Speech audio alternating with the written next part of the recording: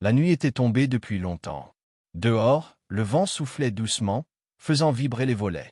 La maison dormait paisiblement, bercée par le silence nocturne, mais dans une petite chambre, éclairée seulement par la veilleuse posée sur une commode, un enfant luttait contre le sommeil. Son père venait de l'installer dans son lit, bordant les couvertures avec soin, comme il le faisait chaque soir. Il l'embrassa sur le front, passa une main dans ses cheveux et murmura doucement. « Bonne nuit, mon grand.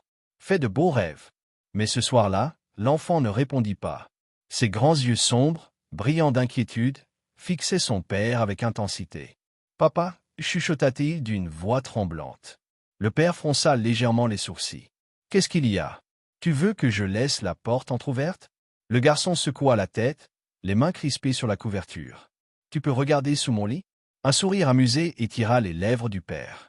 Ce n'était pas la première fois que son fils faisait une crise d'angoisse à l'heure du coucher. Il avait toujours eu peur du noir, des ombres qui dansaient sur les murs, des bruits infimes de la maison endormie. « Tu as peur qu'un monstre se cache dessous » demanda-t-il d'un ton léger. L'enfant ouvrit la bouche, hésitant, puis il finit par hocher la tête. Le père soupira doucement. Il savait qu'il n'arriverait pas à le rassurer tant qu'il ne lui aurait pas prouvé qu'il n'y avait rien sous ce lit. « D'accord, je vais regarder. » Il posa une main sur le sol, s'agenouilla lentement et se pencha sous le lit. L'obscurité y était dense, épaisse comme une encre noire. Il plissa les yeux, cherchant à distinguer quelque chose dans cette ombre impénétrable. Puis, il le vit. Le souffle du père se coupa net. Sous le lit, recroquevillé, les yeux écarquillés de peur, son fils le fixait. Son visage était pâle comme un linge, ses lèvres tremblaient et ses mains étaient crispées sur le sol. D'une voix cassée par l'effroi, l'enfant sous le lit chuchota. « Papa, il y a quelqu'un dans mon lit. » Le cœur du père se figea dans sa poitrine. Lentement, il releva la tête et regarda son fils allongé sur le matelas. L'enfant le fixait toujours, l'air inquiet. Il était là, et pourtant, il était aussi sous le lit. Une onde glaciale lui traversa l'échine. Un frisson, plus terrible que tout ce qu'il avait jamais ressenti, s'immisça dans ses veines.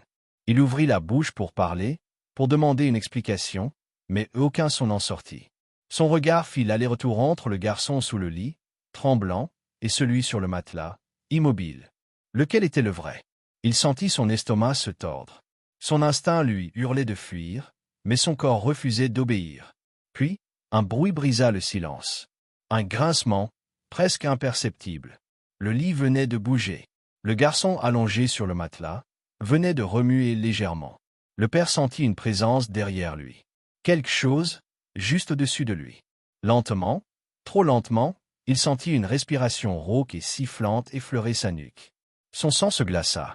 Il ne voulait pas se retourner. Il ne devait pas se retourner. L'enfant sous le lit, lui, le suppliait du regard, secouant la tête, les larmes aux yeux. Le père savait que, quoi qu'il y ait derrière lui, ce n'était pas son fils. Mais alors, qui était-ce? Son corps se tendit, prêt à bondir en arrière, à arracher son fils sous le lit et à fuir. Mais il était déjà trop tard.